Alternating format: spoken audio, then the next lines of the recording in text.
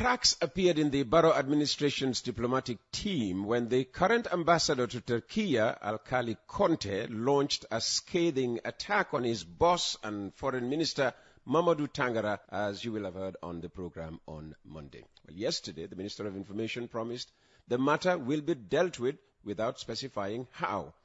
And shortly I'll be asking what Tuma makes of this unprecedented episode.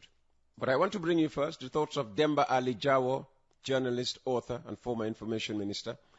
Writing from his holiday destination in the U.S., DA says, the statements attributed to the Minister of Foreign Affairs, International Cooperation and Gambians Abroad, Dr. Tangara, during his recent appearance at the Mansakunda Forum, seem to have opened an unprecedented can of worms on the level of indiscipline within the Foreign Service.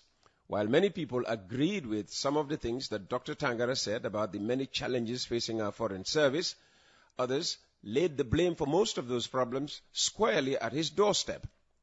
As Foreign Minister and head of the diplomatic service, Dr. Tangara should have the final say as to who is to be posted to any diplomatic position.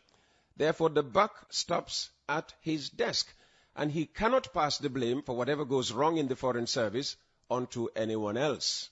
If he, for instance, allows President Adama Barrow to continue to use the Foreign Service as a dumping ground, with failed politicians being compensated with diplomatic postings without any rudimentary training on diplomatic protocol, and if he lacks the courage to tell his boss the truth, then he should accept responsibility for whatever goes wrong under his watch.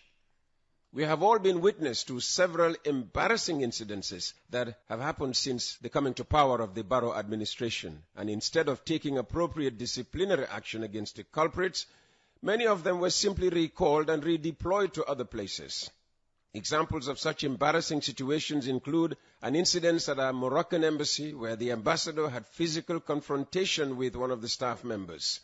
Similar incidences happened in several other diplomatic missions, including Russia, Guinea-Bissau, Cuba, and Mauritania. And a majority of those involved were simply recalled and redeployed to other places, apparently because of their connection to the NPP, the National People's Party.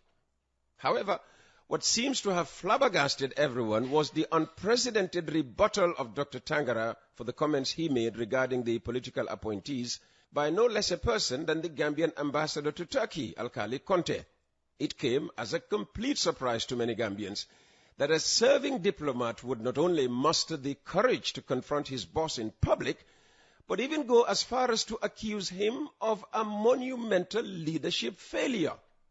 He also went on to call Dr. Tangara's attention to certain things that he should have done but failed to do, such as failing to take the necessary action to prevent many of the embarrassing incidents in foreign missions before they happened. The blame squarely falls on your head, and you must not run away from it, Conteh said. He went on to remind Dr. Tangara of an incident that took place in the streets of New York City when he, Dr. Tangara, exchanged blows with a peaceful demonstrator while he was the Gambia's permanent representative at the UN.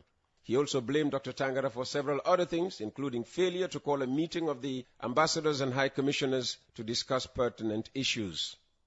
Most Gambians are wondering what led to this apparent level of insubordination by Ambassador Conteh against his own boss.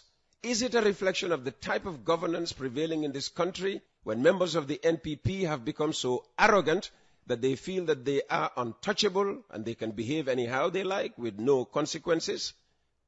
In conclusion, DA says, it is indeed quite hard to see how both Minister Tangara and Ambassador Conteh can continue with business as usual in their respective positions.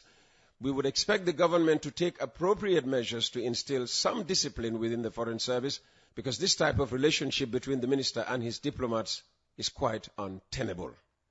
And as I said, those are the thoughts of Demba Jawo, journalist, author, former minister.